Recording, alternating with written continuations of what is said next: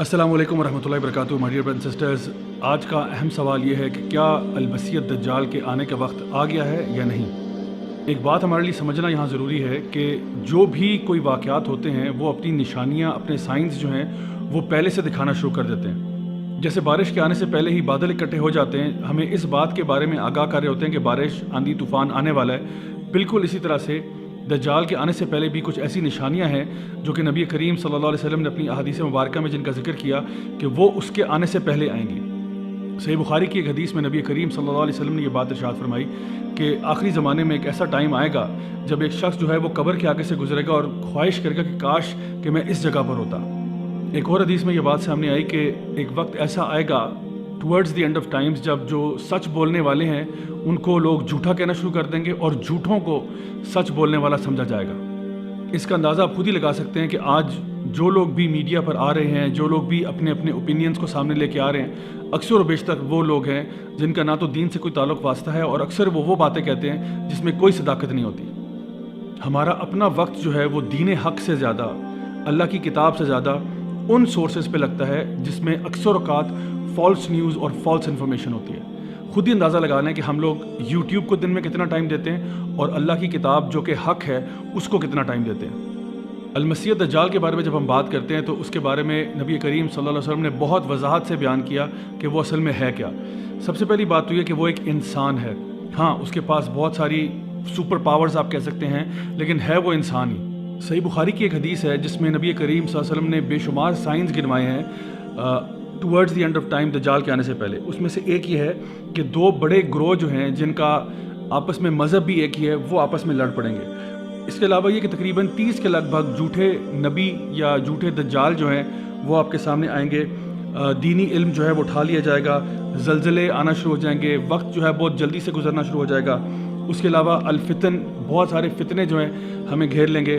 اس کے علاوہ قتل و غارت میں اضافہ ہو جائے گا، مال و دولت میں اضافہ ہو جائے گا اور لوگ جو ہے وہ ایک دوسرے کے ساتھ کمپٹیشن کریں گے اونچی اونچی عمارتوں کی تعمیر میں. ایک اور روایت جو ہمارے پاس ابن ماجہ سے آتی ہے، وہاں پہ نبی کریم صلی اللہ علیہ وسلم نے یہ بات ارشاد فرمائی کہ دجال کے آنے سے پہلے کچھ ایسی مشکلیں اور مصیبتیں لوگوں پر آئیں گی جس کے بارے میں ہمیں آئیڈیا ہو جائے گا کہ دجال آنے والا ہے. دجال کے آنے سے 3 سال پہلے بارشیں جو ہیں وہ 1/3 کم ہو جائیں گی. اس کے دوسرے سال میں 2/3 بارشیں کم ہو جائیں گی اور دجال کے آنے سے 1 سال پہلے بارشیں مکمل طور پر ختم ہو جائیں گی، حتیٰ کہ جانور بھی مرنا شروع ہو جائیں گے اور خوراک بھی نہیں رہے گی. تو صحابہ نے پوچھا کہ یا رسول اللہ پھر اس ٹائم پہ ہم کیا کھائے پیئیں گے؟ جس سال میں کھانا ہی نہیں ہوگا اس سال میں ہم کیا خوراک کھائیں گے؟ تو آپ نے فرمایا کہ تمہاری خوراک کیا ہوگی؟ لا الہ الا اللہ، اللہ اکبر، الحمدللہ، یہی تمہاری خوراک ہوگی اور اسی پر تم گزارا کر لو گے. مغیرہ بن شعبہ رضی اللہ عنہ کہتے ہیں کہ میں نے جتنا نبی کریم صلی اللہ علیہ وسلم سے دجال کے بارے میں پوچھتا تھا اتنا کوئی بھی ان سے نہیں پوچھتا تھا. تو نبی کریم صلی اللہ علیہ وسلم نے ان سے پوچھا کہ تمہیں کیا چیز دجال کے بارے میں پریشان کرتی ہے؟ تو نے کہا کہ میں نے یہ سنا ہے کہ دجال جب آئے گا تو وہ اپنے ساتھ ایک روٹی کا پہاڑ لے کر آئے گا اور لوگوں کے پاس اور کچھ نہیں ہوگا. تو آپ نے فرمایا کہ جو کچھ بھی وہ کرے گا یاد رکھو کہ وہ اللہ تعالیٰ کی مرضی سے ہی کرے گا، اللہ کی اجازت سے کرے گا. یعنی کہ میں اس کو آسان الفاظ میں یوں بیان کروں گا کہ آپ یہ مت سمجھیں کہ اللہ سبحانہ تعالیٰ ایک طرف ہے اور دجال ایک طرف ہے. یعنی دجال جو ہے وہ اللہ کی مخلوق ہے، کوئی اللہ کے خلاف کوئی اپوزنگ پاور اس طرح سے نہیں ہے کہ ہم اس کو اپنا اتنا سر پہ چڑھا لیں کہ سمجھے بس دجال آ گیا تو کیا ہو گیا. یعنی وہ ایک اللہ کی طرف سے آزمائش ہوگی ہم سب کے لیے، ایک بہت بڑا ٹیسٹ ہوگا، ایک بہت بڑا فتنہ ہوگا. لیکن کبھی بھی انسان کو یہ نہیں سوچنا چاہیے کہ پاور ساری اس کے ہاتھ میں نہیں. اللہ سبحانہ تعالیٰ جو ہے القوی ہے، اللہ تعالیٰ جو ہے وہ ہر چیز پر قادر ہے. تو جس طرح سے اللہ تعالیٰ نے شیطان کو بھی لوگوں کے ٹیسٹ کے لیے بھیجا، بالکل اسی طرح سے المسیح الدجال جو ہے وہ بھی ایک آزمائش ہے، ایک امتحان ہے بلیورز کے لیے. اور ایسا امتحان ہے جس کے بارے میں نبی کریم صلی اللہ علیہ وسلم ارشاد فرماتے ہیں کہ کوئی نبی ایسا نہیں گزرا سوائے اس کے کہ اس نے اپنی قوم کو المسیح الدجال کے فتنے کے بارے میں نہ بتایا ہو.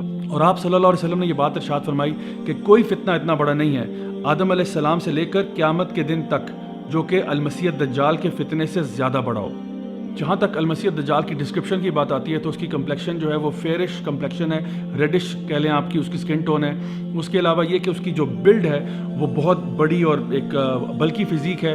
اس کے ماتھے کے اوپر کافہ را لکھا ہوگا جو کہ تمام مومنین جو ہیں پڑھ سکیں گے، چاہے وہ پڑھے لکھے ہوں یا ان پڑھ ہوں. دجال کی کوئی اولاد نہیں ہوگی، وہ مکہ اور مدینہ میں داخل نہیں ہو پائے گا.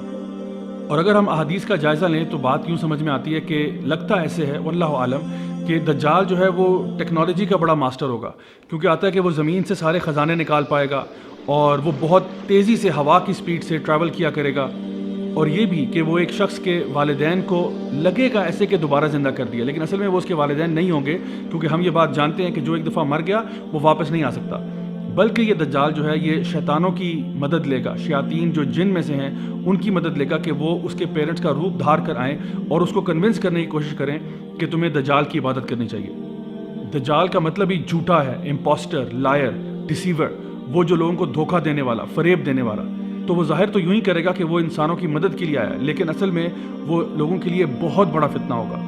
صحیح مسلم کی ایک حدیث میں یہ بات ہمارے سامنے آتی ہے کہ تمیم الداری جو صحابی رسول تھے انہوں نے جا کر دجال سے ایکچولی ملاقات کی اور اس نے کچھ باتیں بتائیں اپنے آنے سے پہلے کی۔ ایک اس نے بتایا کہ سی آف گیلیلی جو ہے وہ ڈرائی ہو جائے گی، دوسرا اس نے بتایا کہ اسپرنگ آف زغر جو ہے وہ بھی ڈرائی ہو جائے گا، اور تیسرا اس نے یہ کہا کہ جو ڈیٹ پام ٹریز ہیں یعنی جو بیسان کے جو کھجور کے درخت ہیں وہ بھی پھل دینا چھوڑ دیں گے۔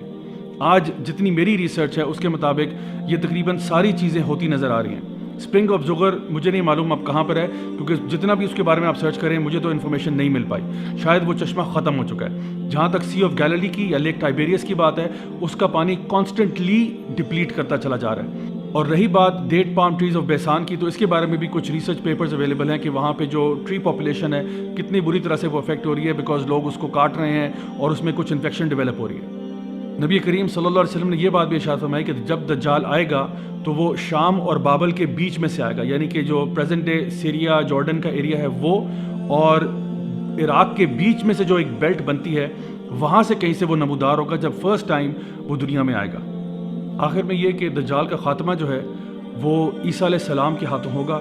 عیسیٰ علیہ السلام کو جب دجال دیکھے گا تو لٹرلی وہ پگھل جائے گا۔ حدیث میں جو الفاظ آتے ہیں وہ ہے کہ اس طرح پگھل جائے گا جیسے نمک پانی میں گھل جاتا ہے، اس طرح سے دجال پگھل جائے گا، کیونکہ اس کے سامنے اللہ تعالیٰ کا ایک نبی اور رسول آ چکا ہے، اور جو جھوٹے کا جھوٹ اور فریب ہے وہ اب اس کے آگے ختم ہو جائے گا۔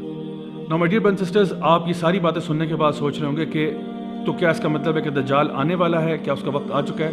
اصل جواب یہ ہے واللہ عالم، اللہ بہتر جانتا ہے، لیکن کوئی شخص بھی، چاہے وہ اسرائیل کا ہیلتھ منسٹر ہو یا کوئی اور شخص ہو، وہ حتمی طور پر کبھی بھی نہیں کہہ سکتا کہ جی 3 مہینے بعد یا 4 مہینے بعد یا 5 مہینے بعد دجال آنے والا ہے۔ اللہ سبحانہ تعالیٰ ہی بہتر جانتے ہیں کہ کب آئے گا، لیکن جب وہ آئے گا بہت بڑا فتنہ ہوگا، بہت بڑا فتنہ ہوگا۔ تو ہمارے لیے کرنے والے کام کیا ہیں، ان پہ بات کرتے ہیں۔ تو دجال کے فتنے سے اپنے آپ کو محفوظ رکھنے کے لیے سب سے پہلے تو نبی کریم صلی اللہ علیہ وسلم نے ہمیں ایک دعا سکھائی ہے جو تھوڑی سی سلائٹ ویریشن کے ساتھ مختلف کتابوں میں پائی جاتی ہے۔ وہ دعا کیا ہے؟ اللہم انی اعوذ بک من عذاب جہنم ومن عذاب القبر ومن فتنۃ المحیا والممات ومن شر فتنۃ المسیح الدجال۔ اس دعا میں ہم اللہ سبحانہ تعالیٰ سے دعا کر رہے ہیں کہ یا اللہ ہم تیری پناہ میں آتے ہیں جہنم کے عذاب سے، قبر کے عذاب سے، زندگی اور موت کے فتنے سے، اور مسیح الدجال کے فتنے سے۔ یہ وہ دعا ہے جو کہ نبی کریم صلی اللہ علیہ وسلم نے اپنے صحابہ کو یوں سکھائی جیسے ان کو سورہ فاتحہ سکھائی تھی، اور صحابہ کرام رضی اللہ عنہم اجمعین جو ہیں وہ اس دعا کو ہر نماز میں پڑھتے تشہد کے اندر۔ تو میری آپ سے آج کی پہلی جو گزارش ہوگی وہ یہ ہوگی کہ یہ دعا یاد کر لیں، اس دعا کو ہر نماز میں تشہد میں پڑھیں، چاہے وہ آپ کی نفل نماز ہو، سنتے ہوں، کچھ بھی ہو، یہ دعا آپ نے تشہد میں ضرور پڑھنی ہے۔ تو یہ تو رہی پہلی ٹپ۔